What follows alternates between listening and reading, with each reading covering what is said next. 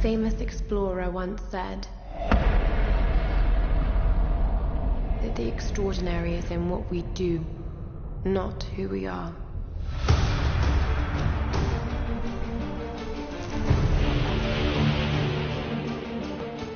I'd finally set out to make my mark.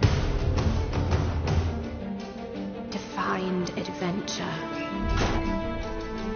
But instead, adventure found me.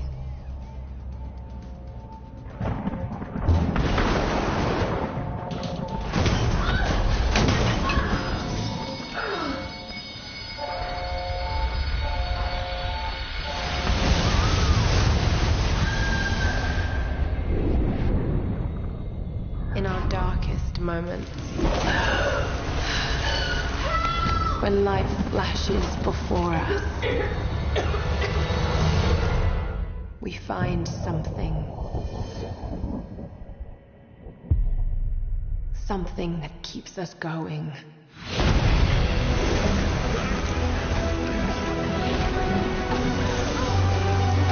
Something that pushes us.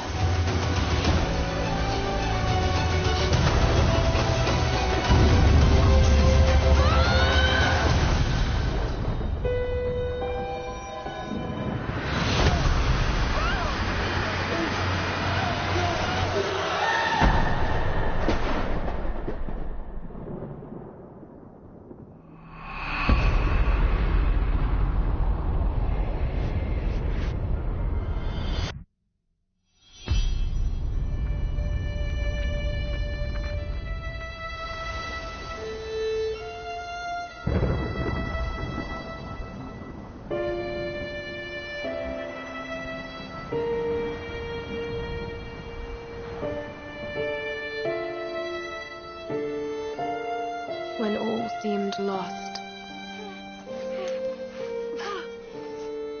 I found a truth.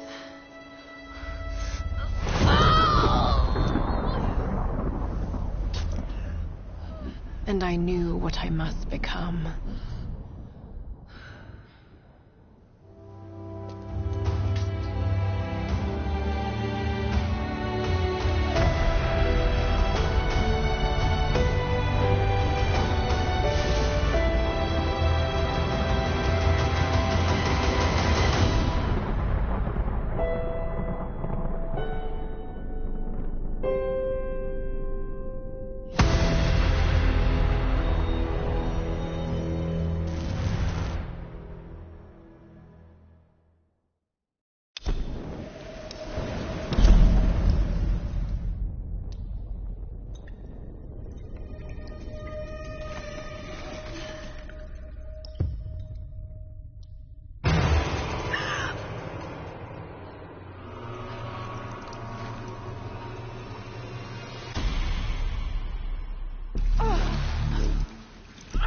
Get out of this.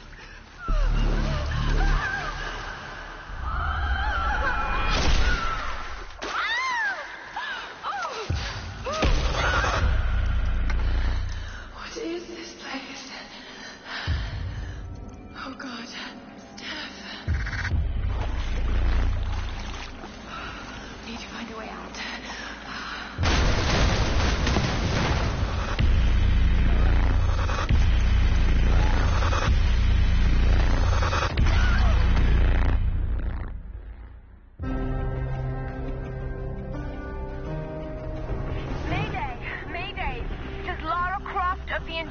We are stranded on an island in the Dragon's Triangle. We need help and medical supplies. Please respond.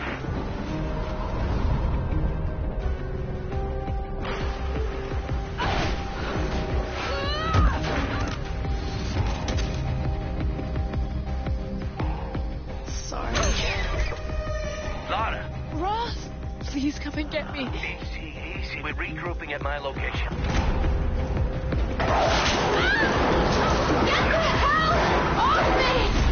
But some of the others wanted to go further inland. After that, I never saw any of them again. Lara, you're alive! Hey! Let go of her! You waited so long. He took her. He took Sam. Who took Sam? A man, like the one who killed Stan. Get back.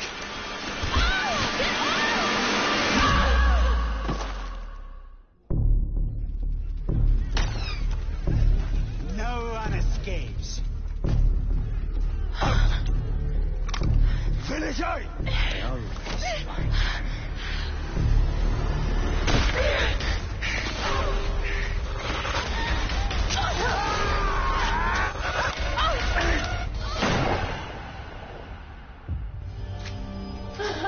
You can do it, Lara.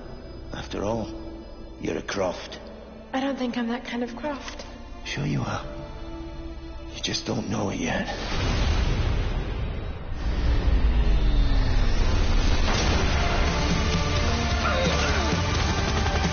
Kill them all!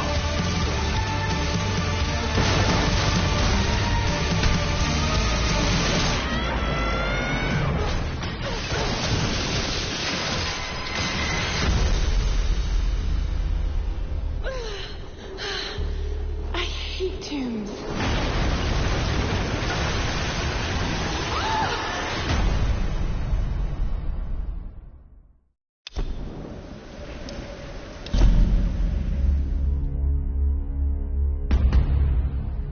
Hey everybody, Zachary Levi here, just outside of San Francisco, California, at world-class development studio Crystal Dynamics, whose current project is the reimagining of the Tomb Raider franchise. From now until the game launches, we're going to be hopping around the globe, bringing you exclusive first looks at some of the key ingredients that are shaping and creating this world. First stop, Digital Domain, Los Angeles, California, to meet one of the most crucial pieces of the Tomb Raider puzzle, Lara Croft herself. I'm Zachary Levi, and these are the final hours of Tomb Raider.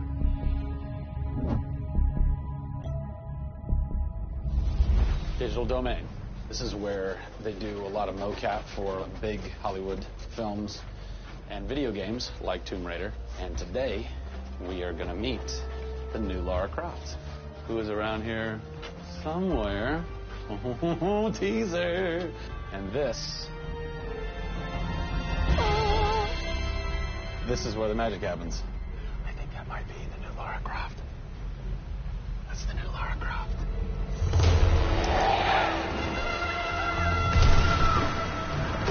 Since 1996, many actors have played the part of Lara Croft, but for the reboot of this franchise, the team conducted an exhaustive international search for someone who could bring a whole new level of emotion to a character who's become so familiar. In late 2010, a young English-born actress was chosen to become one of the most recognizable characters in video games. My name is Camilla Luddington. I'm a British actress living in Los Angeles. I am the voice and character of Lara Croft, the British heroine. When I was first approached for it, I really felt overwhelmed at the honor of playing an icon like Lara Croft. I think I screamed in my car, actually, when I heard that I got the role. Lara Croft, one of the most iconic female characters in all of gaming. This is really her origin story, how Lara became the super badass that she is in later years. She is just a young, naive, perhaps 21-year-old who has a thirst for adventure. We're used to seeing Lara Croft as just the cold-hearted, almost killer, and she's a badass and everything, but I think in this, and you see her struggle. You can do this, Lara. Please come and get me. When we went through the process of looking for actresses the world over, I mean, this was Europe, this was LA, we had hundreds and hundreds of actresses that were whittled down, and we ended up with Camilla. She had sort of that rawness that we wanted. Somebody who not only wanted the part, but was willing to push her character into that emotional area that we wanted. Let's learn a little bit about Camilla. Where are you from? I am from a town in England called Ascot in Berkshire. And it's like those things you wear around your neck. Really didn't do TV or film or anything until I got here in Los Angeles. But really, I had a stage background, which I also think helps though with this, because this is almost feels like performing on a stage. Yes! So here we are. This is performance capture stage. The volume. The volume, they call it. That's interesting. You'll have to explain that to me later. I don't know why. I think maybe it's like a measurement thing. Like height and width and depth? I'm gonna go that with yes. Creates volume? Yeah. Math nerd. And you also do get nifty props. Yes, and what's a fun fact about this? Careful. Oh, You can hit somebody. wow. Is that they'll put Velcro on this, and they'll be like, okay, you're gonna have a gun and another gun, and they'll just stick to you. How much Velcro does a bazooka need to stay on tightly? A lot. There had to have been a lot of pressure as far as being the new Lara. It was intimidating. Did you go run around in the woods? Did you go hunt boar with a bow and arrow? Well, what's funny is I actually did archery when I was a kid. Really? Yeah. At the time, you're thinking, why do I need archery? You know, when am I going to use a bow and arrow? And now I know why. Interestingly enough. No! Is Lara a video game icon? A sex symbol? I think she's both. Oh! Obviously, she's a game icon. But I also think she's a sex symbol because she fights for what she believes in. She's courageous. And I think those things are sexy. The shorts are gone. That's a bummer. Which I'm sure most guys will think is a bummer. I like her new look. Yes, she's still gorgeous, but now she's a person. Camilla brings truth. She is truly breathing life into Lara Croft. And when Lara is supposed to be going through an emotional scene, you'll see tears streaming down Camilla's face, and it's real. People ran over to her, like, are you okay? Like, she's got mascara running and tears streaming down her cheeks, and she's like, oh, yeah. And you're like, wow. When I got this role at first, I did not even know that I would be crying so much. I just thought I'd be kicking butt. That was the Lara that I thought I'd gotten myself into. This was some of the most emotionally and physically draining work that I'd ever done.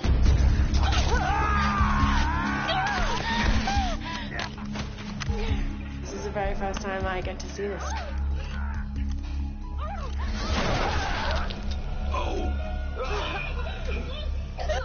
Oh, God. I had to do it. I had to do it. So the fans have now seen Lara's first kill. What was that moment for you like? Intense, for sure. Probably one of the hardest things to film. She has to fight for her life. It's fascinating how she reacts to that. You know, she doesn't just walk away from that first kill. It really gets to her, and you see her become Lara Croft. Camilla Luddington is our new Lara Croft. Strong, spunky, gorgeous, brave. How did she get so brave? Excellent question. We're going to cover that in our next installment when we sit down with the writers who crafted the origin story of Lara Croft. Don't miss it.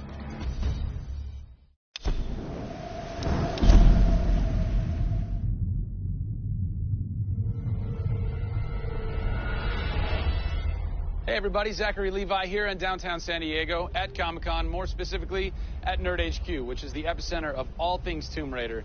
The anticipation is building as the team from Crystal Dynamics continues to say that this could be the game of their careers. Today we're going to dig a little bit deeper into the story with some of the key writers and designers who are brave enough to tackle the origin stories of Lara Croft. These are the final hours of Tomb Raider.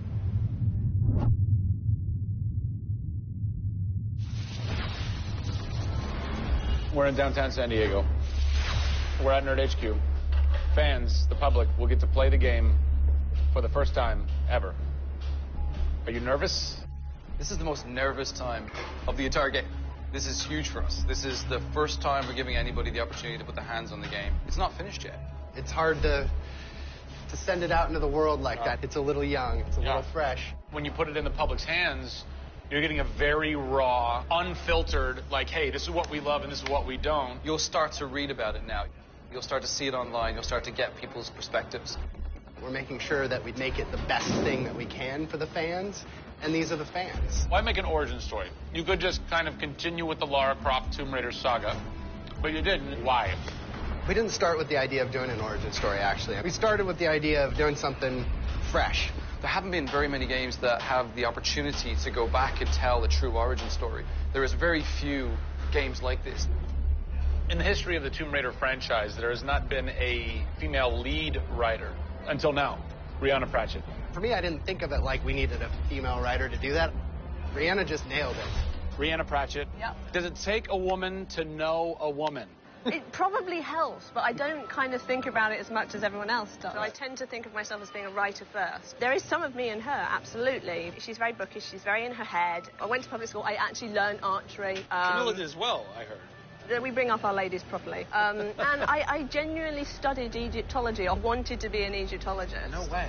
I've always been a huge fan of kick-ass females. I mean, I grew up on Terminator and Aliens. Yeah. Fighting aliens in the future. I thought that was what girls did.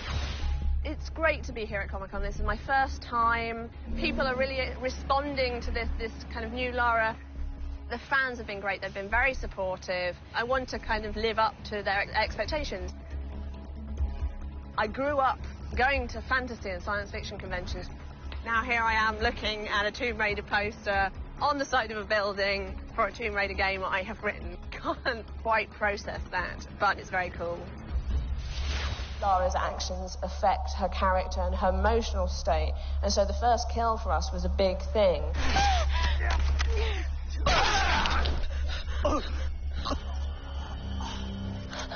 It's not comfortable to watch, and it shouldn't be. Oh, God! And it is about picking yourself up, despite the fact that you're scared. You can't have bravery without fear. In video games, you're kind of tweaking all the way down to delivery. Yeah. Blessing or curse. Games development can be quite harsh on narrative.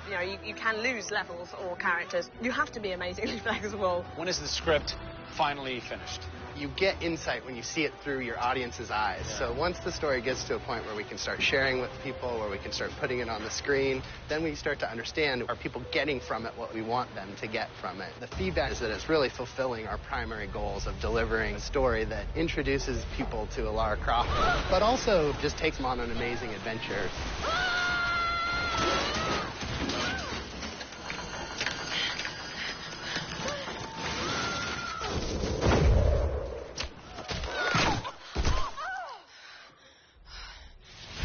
John Stafford, you're kind of the dialogue typist, word monkey. The words that you've been speaking for so long. Yes. Are from this everything man. that I've been through that's been extremely emotionally draining and painful, I have him to blame for. We'll have words later about it. What were the challenges stepping into the heart and mind of a character like Lara Croft, who we've known for quite some time? Yes. Players' expectation is... You want to just jump right in, guns blazing? Controller, I'm awesome. I'm awesome. That's what video games basically allow gamers right? to feel. I am awesome. Challenge for me is to show her vulnerable. Being shipwrecked on an island inside the Dragon's Triangle. Still have a very playable game, but also show real emotional character. It's very difficult to do that in game. Please come and get me. You can do this, Lara. When you have really extreme circumstances, you have really extreme emotions. What the hell? It's all about her survival. She's basically willing to do whatever it takes.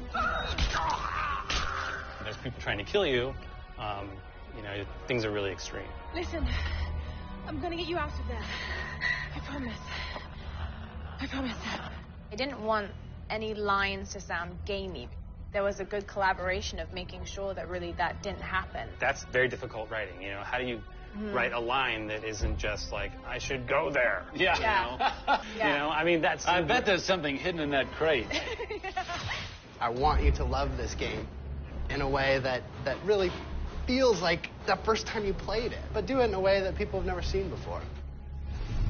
For me, it's crazy not to look at this as an opportunity to really start that dialogue. This is the game of our careers. This truly is the first time to sort of say, okay, this is it.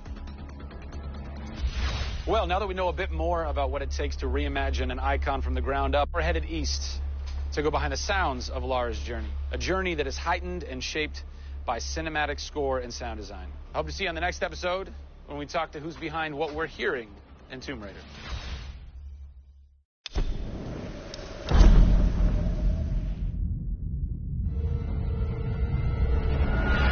Hey everybody, Zachary Levi here in the heart of London's famous West End. Behind me is BAFTA, the British Academy for Film and Television Arts.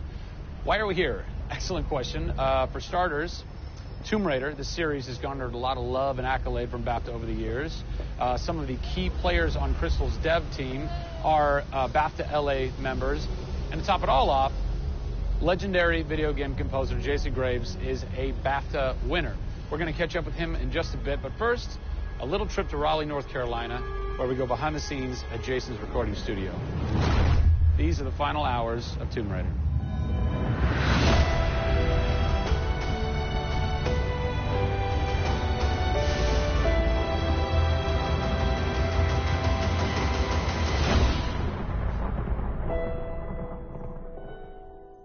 The first thing we did was the theme. There have been many composers in the games or the films, but they've always used the original theme. They said, we want to start with a clean slate, new theme. I did it on piano, very simple. I was really scared just to send it because I'm like, I don't know. I think this really works. I think I like it. We ended up taking that exact theme. The first demo I sent was on the first trailer. That exact same arrangement.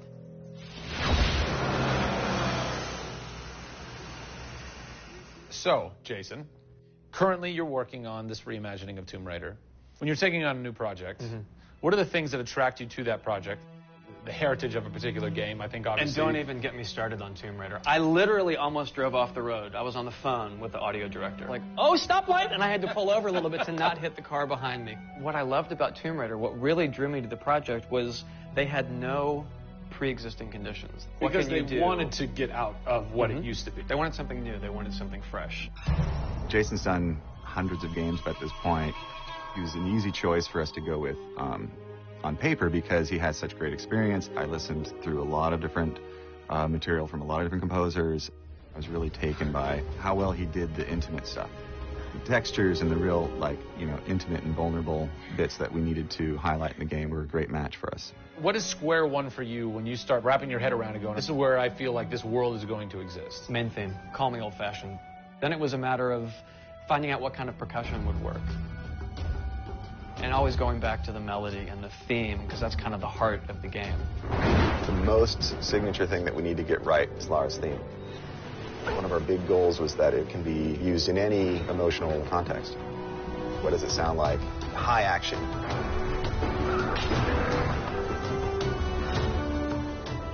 What does it sound like when she's in pain?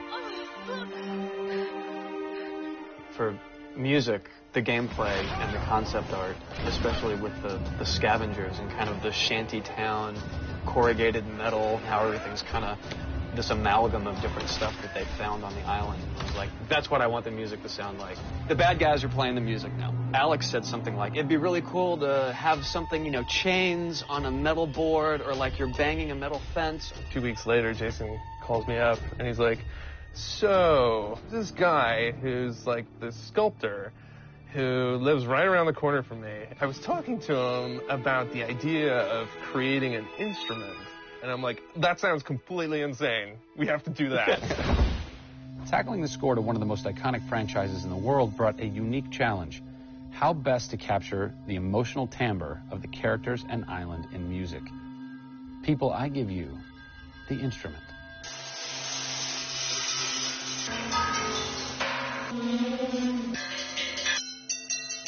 The instrument. I was going to let Matt determine the aesthetics. I was really only concerned about the sound that the sculpture was going to make. Matt built this, which looks pretty much exactly like Laura's original homemade bow in the game. There's different timbres based on different materials. Metal, glass. It's a direct line from the plot, the characters, the story, the environment, straight to the sculpture. We always wanted the island to have that character in itself. Creating an instrument gave it this unique identity. It's got a voice. Yeah. The very beginning of the game is nothing but the instrument.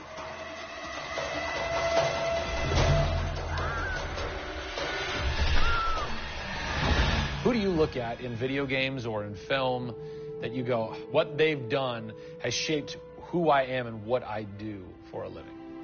They're all dead, unfortunately. What? Yeah, I know. It's classical composers. All classical? Yeah, I'm kind of going directly back to the source. Yeah. Prokofiev's, Tchaikovsky.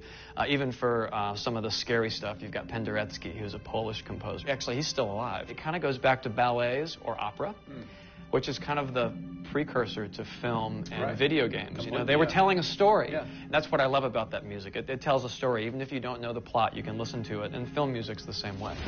It's tough with games to do things that are subtle. You want to make Lara relatable, make her realistic. Another one. She went down over there. Tell her story from the beginning and show how she became the superhero she becomes. One of the first things that I ask any developer is the emotion. Because to me, that's the biggest thing that music can do in a tenth of a second. The music just, it nails the emotion. Wow, that was amazing, huh? I personally don't think I've ever sounded so good in an interview before. Although Jason, Jack, and Alex are audio savants, so that would make perfect sense. I cannot wait to jump into this game, not just for the amazing action, but the emotion and mood and tone that they're going to set with their incredible skill. Tune in next time for a special secret announcement that is going to change the way you play Tomb Raider forever. See you soon.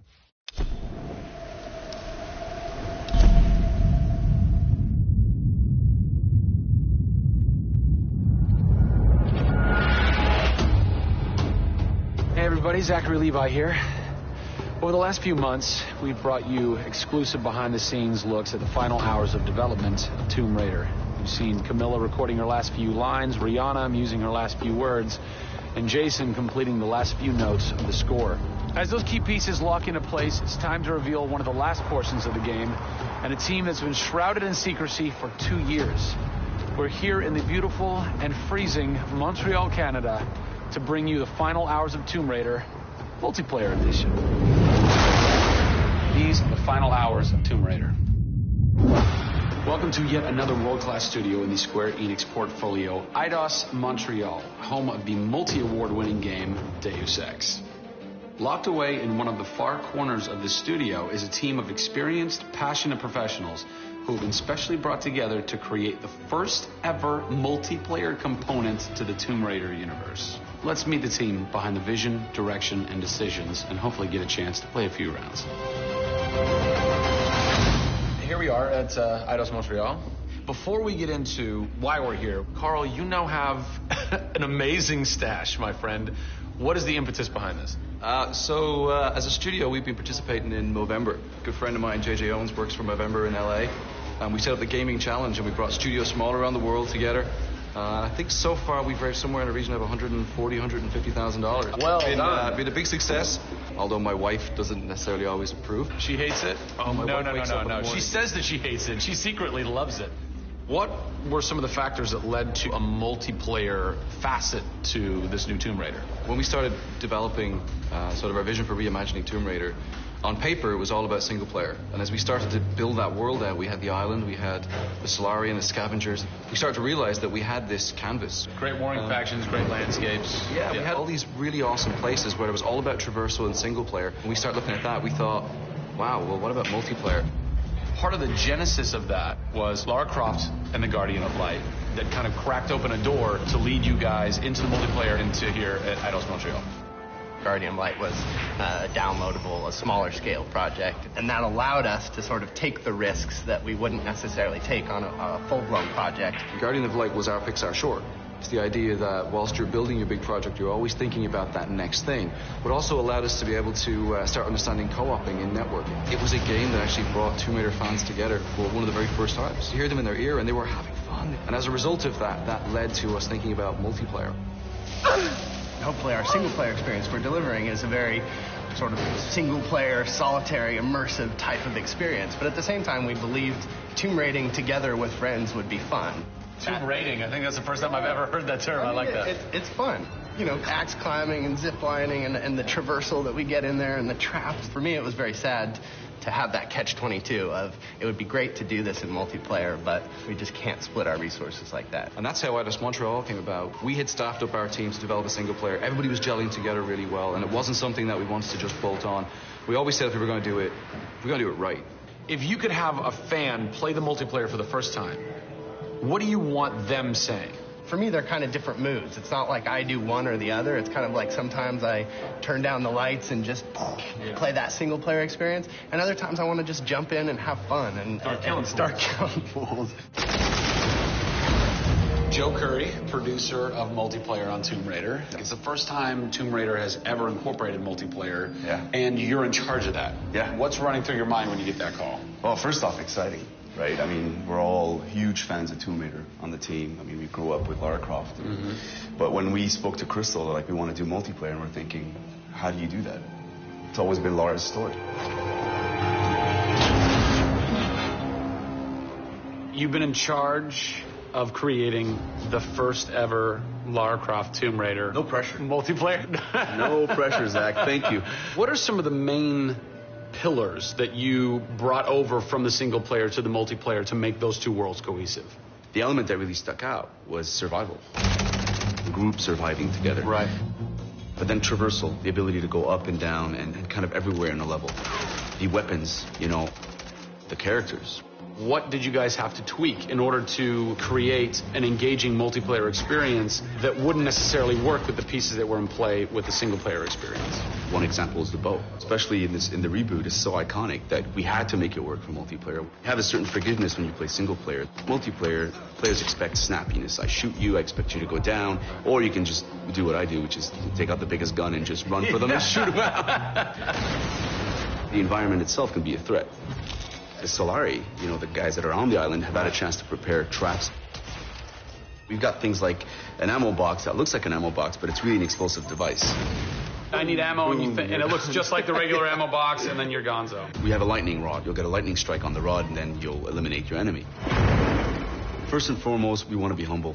We want players to just have a really memorable experience. I had fun doing this. Do you remember when we set that trap? Moments that the players will come back to and talk about experiences that they've had for themselves, not necessarily the game offering them experiences. Absolutely. So, Joe, behind us we have the QA team, or the quality assurance team. They're a part of the development team. They can tell us what we need to fix and what's working and what's not. When do I get to game test? When do I get to get my hands on the game? Soon. We got a surprise for you first, Zach. So, when I was approached to host the final hours of Tomb Raider, essentially the biggest ask, not even ask, tell that I had was, I want to be in the game. I want to have a cameo. I want to have something. So guess what? Boom! Boom! Boom! I'm a playable character in the multiplayer Tomb Raider. How sick is that, Joe? You and your team are awesome. I can play with myself, virtually. Are you ready? Oh, that burns. You suck. Get those transmitters running. Radio transmitter activated. We're getting off this damn island? We send this thing. Beautiful. I would like to try and kick your butt as me in this map right now. Should we try it? All right. Bring it. Let's do it. It's happening right now. Oh, nice. Was that one of my traps? That was. Yeah! These booby traps are really fun. I mean, they're really, really fun. Yeah! Don't worry about it. Just because you made the game and I beat it. As you can see from the people and passion here at Eidos Montreal, this isn't just some add-on. They're devoting themselves to making this an experience in keeping with the feeling of single player. Familiar, yet different. Coming up in the final 2 episodes of our series, we go back to the home of Lara Croft. They're taking Tomb Raider to the finish line, and we'll be there for it.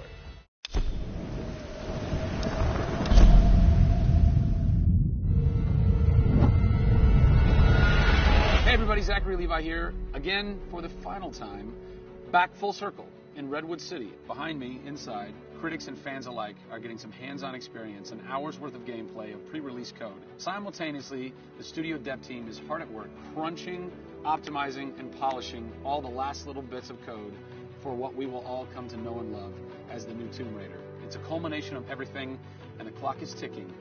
These are the final hours of Tomb Raider.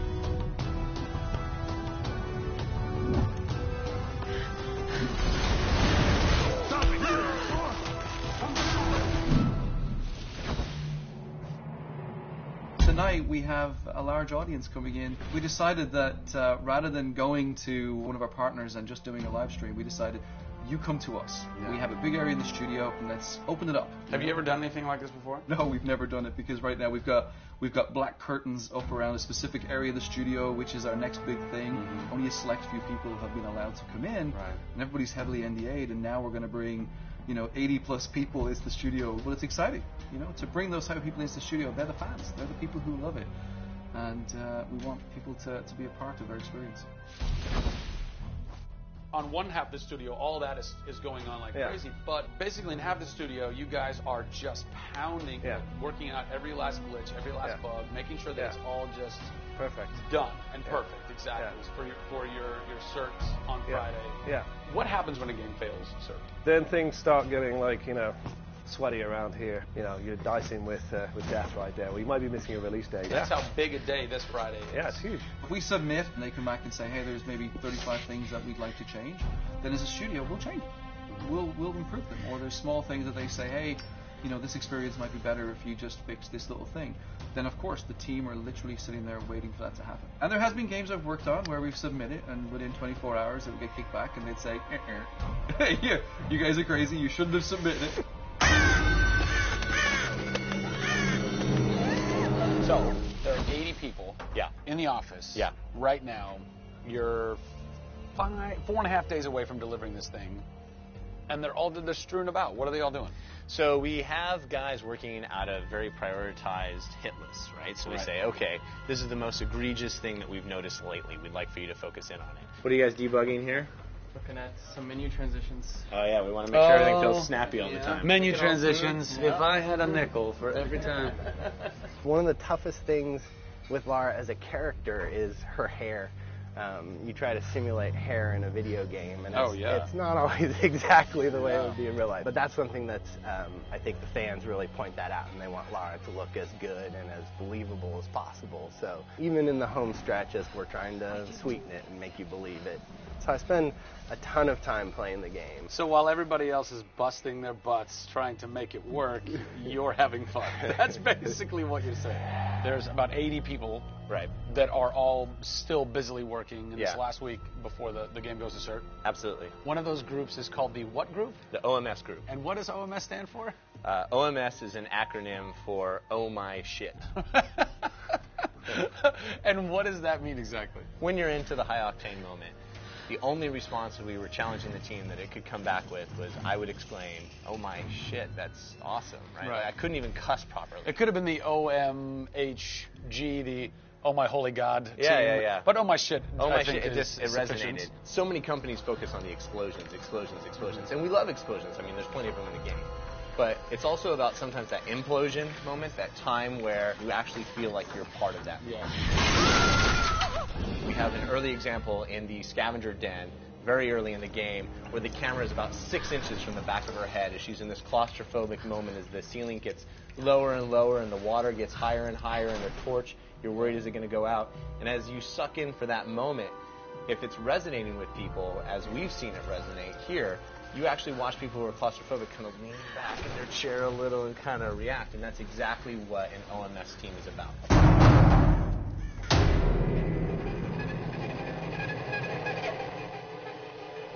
You feel confident that in 4 days, in 4.5 days, this thing is like ready to ship and ready to rock and going to blow people's minds? How about we look at that? I got a board that'll tell us. Oh, yeah. Where's your board? Right over here. I'm a stats guy, right? Okay. Like, it's got to be like the McNamara version of reality, right? So, and getting things done, like it's very NORAD-like with the update on where we are with bug count. So we have the number of days that we want to count down for, the priorities of what people are given against, and then an overview of how many things are remaining to be resolved per person. Carrie's got her work cut out for her. Come on, Carrie. Yeah. Ultimately, we have to figure out how do we hit the quality on a predictable timeline. So right now, we're trending towards being able to hit that in 12 days. But you need to deliver in 4.5. Correct. So what does that mean? I need to go right now. Where's your head at right now, knowing that in 4 days... it's got to be completely done. I'm super critical of what we do. You tend to be perfectionists.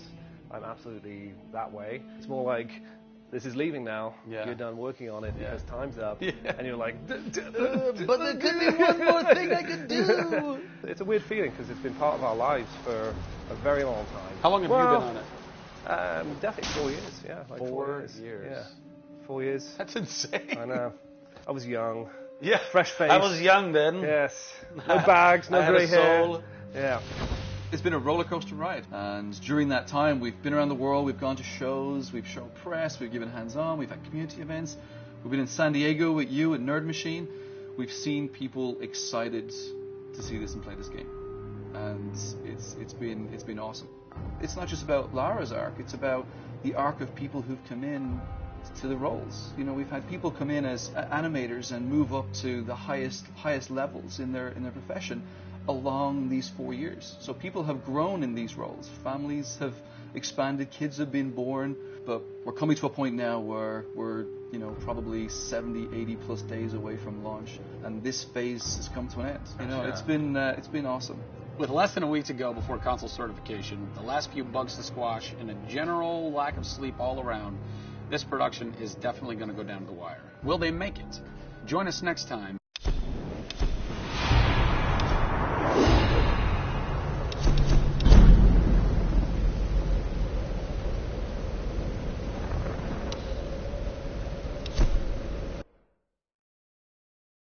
A famous explorer once said that the extraordinary is in what we do, not who we are.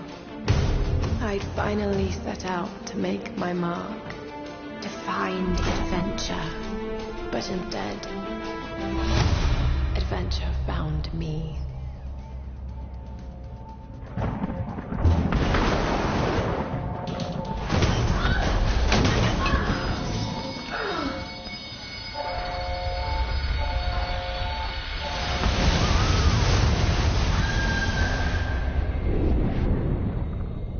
In our darkest moments, when life flashes before us,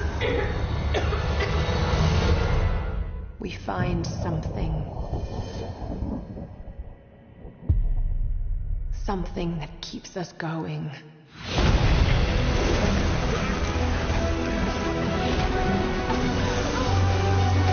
Something that pushes us.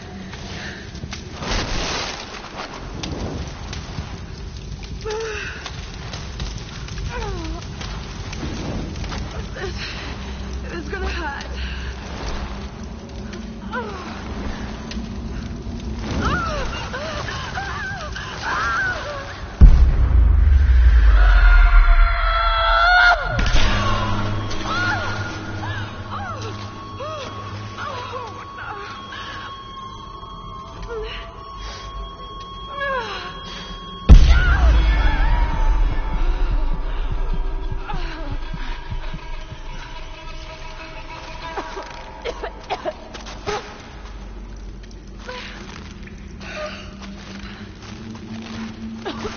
God. No.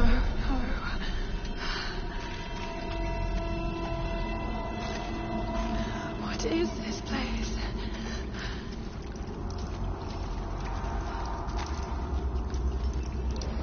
What happened to you?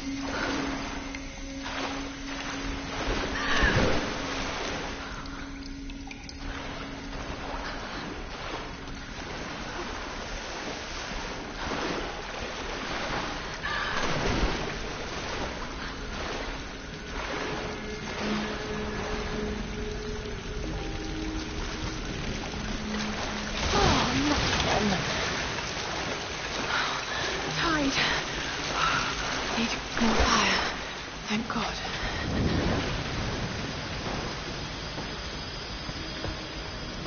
What kind of contraption is this?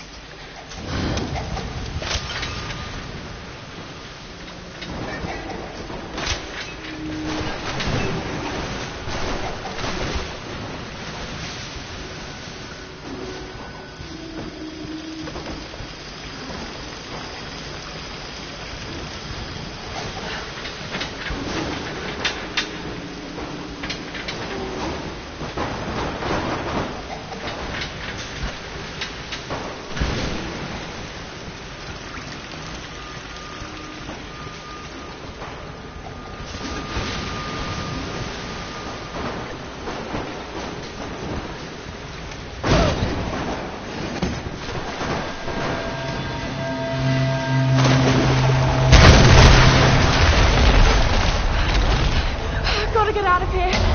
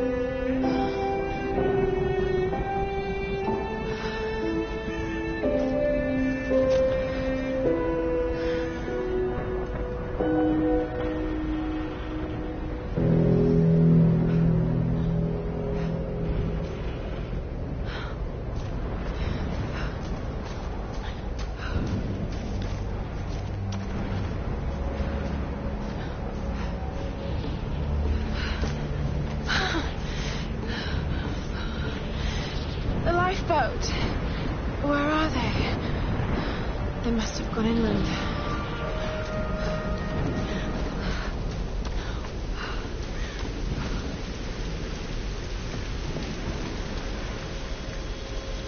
Okay, take it slow.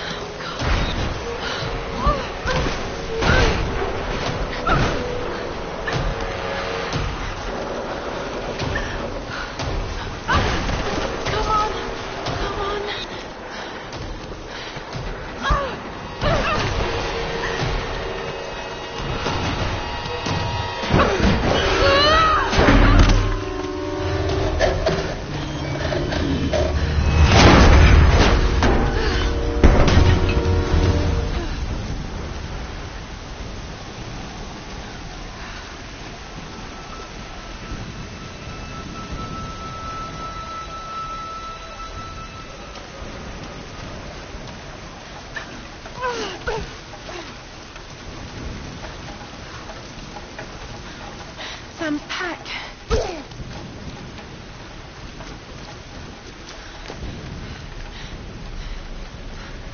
Sam! They must have come this way.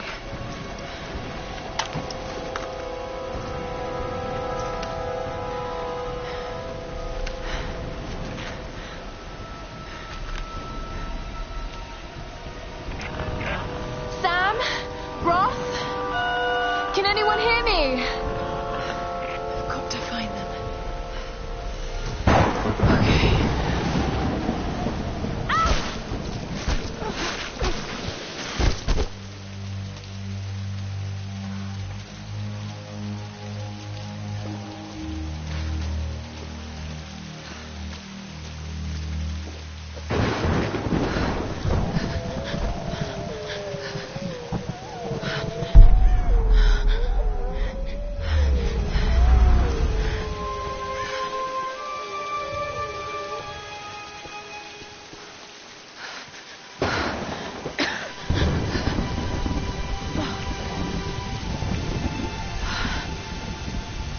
Looks abandoned.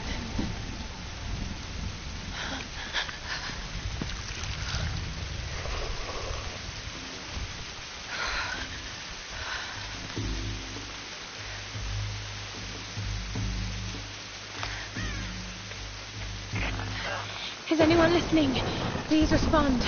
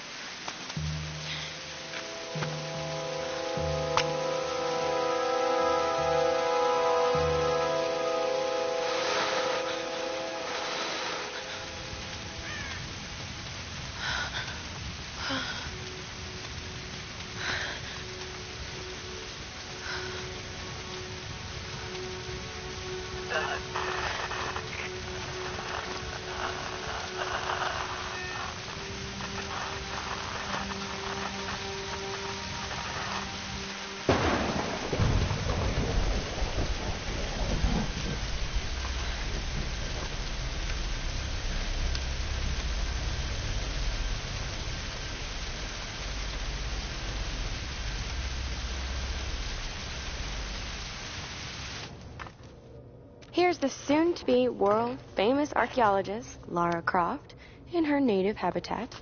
She's on the hunt for the lost kingdom of Yamatai, home to the fabulous Himiko, mythical Sun Queen, and ancestor of yours truly. Sam, this is serious. Oh, sweetie, I know. I'm just trying to lighten the mood here. Everyone's so on edge. What are you so worried about? I'm close to something. I'm sure of it. I just don't know if the others will listen. Or even if they should. Lara, you know this stuff better than anyone. Seriously, I'm not just saying this to make you feel better. I trust you, Roth trusts you. You got this. Now let's take a break, okay? Okay. And Sam, thanks. She's not always this serious, you know? Come on, tackle him! How can you suggest I'm not serious about this expedition, Lara? It's not just Sam's family funding us. I put my savings on the line, too. We've all got some kind of stake in this. The funding won't last forever, Whitman. That's precisely why we should push east, not west. No one believes Yamatai is that far east. The books simply don't support it. Well, whoever wrote those books never found Yamatai. I've talked to Roth about this. There's no point in following in other people's footsteps, Dr. Whitman. I refuse to bet my reputation on your hunch. I'm the lead archaeologist here. And when were you last in the field without a TV crew behind you? Got 30 years experience, 2 PhDs, 1 in East Asian history. So why don't you just stick to boats, Mr. Grimm? Ship, Dr. Whitman. It's a ship. You don't need a PhD to know Look, that. going east will take us directly into the Dragon's Triangle. That's where we need to go. Lara, my little bird.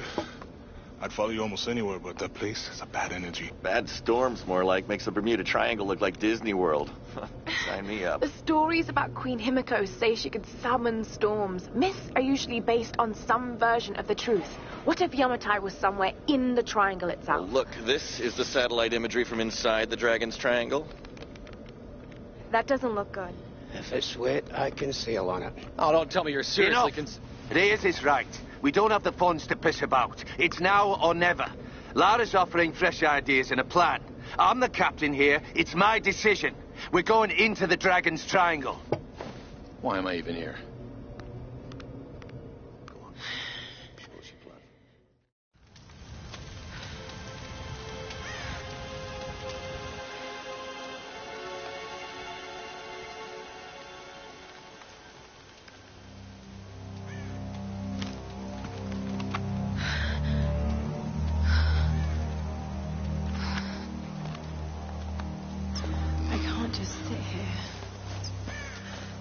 I've got to find something to eat.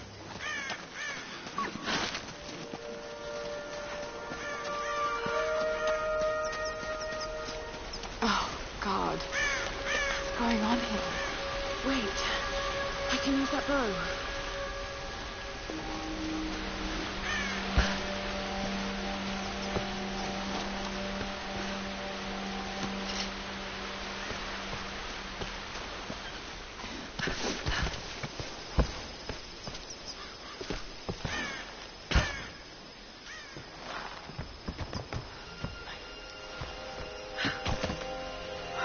I can do this.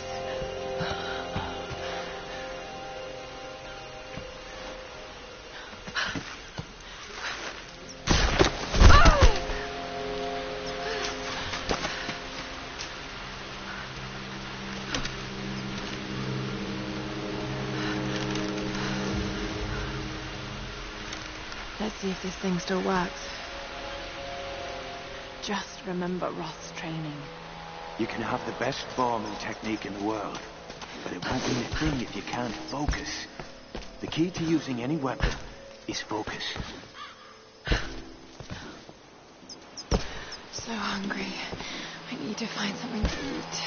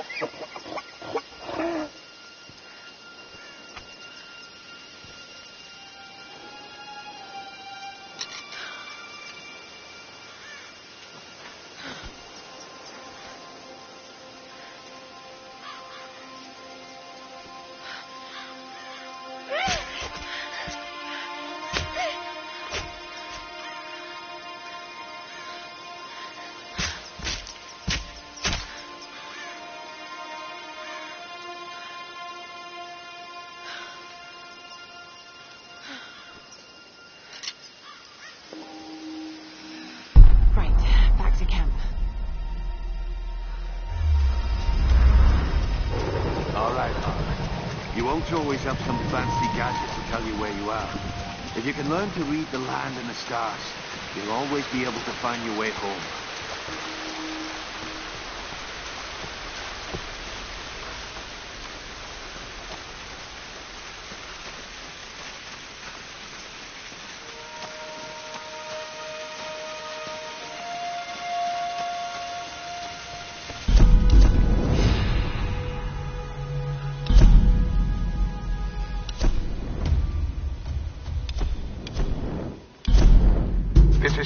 Roth, captain of the Endurance. We are shipwrecked on an island inside the Dragon's Triangle. Roth! Lara! You're alive! Easy, easy. Are you okay? What happened? I remember the beach. Then it went black and I woke up in a cave. There was this crazy man, Roth, and a dead body. Oh, God. Where are you now, Lara? Are you safe? It was so horrible. It's all my fault. This is all my fault. Lara, listen to me. I sent an SOS from the Endurance before I abandoned her. Hopefully someone caught it. I've spoken to the others. We're regrouping at my location. Please come and get me. I have to stay here. You can do this, Lara. Remember when we climbed Snowden? You said the key was knowing that all you've got to do is just keep moving. Remember everything I've taught you, Lara. You're ready for this. And keep your radio on. Okay.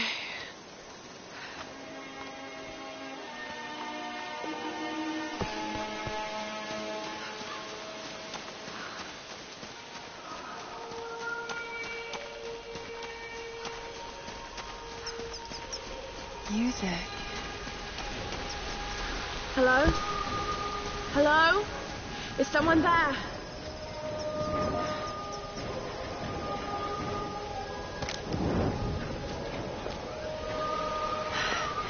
This could be a way through. Damn it.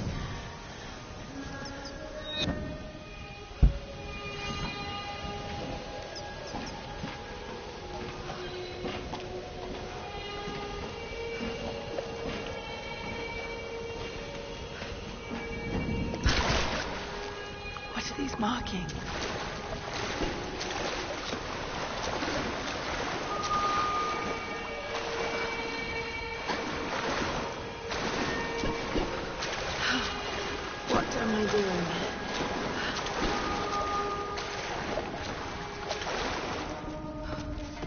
Oh, God.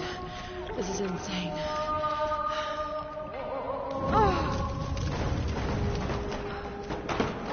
Oh, no.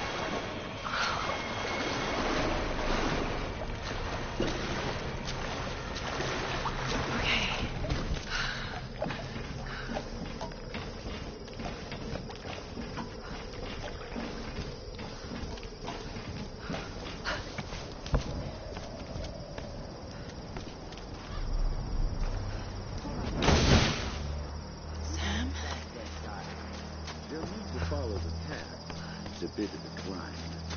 Did you get that? Got it. We have a fire. Look for the smoke. We're on our way.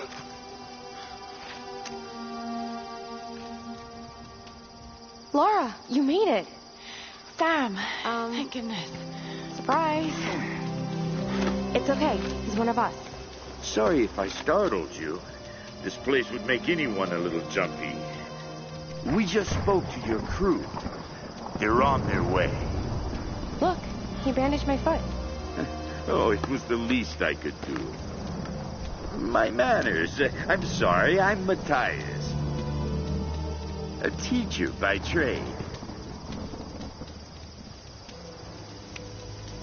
Not really cut out for island life, I'm afraid. Sweetie, you look exhausted. Just sit down. Yeah. Sam here was just telling me about the Sun Queen. Right. Himiko. Can you tell me more? I'm intrigued.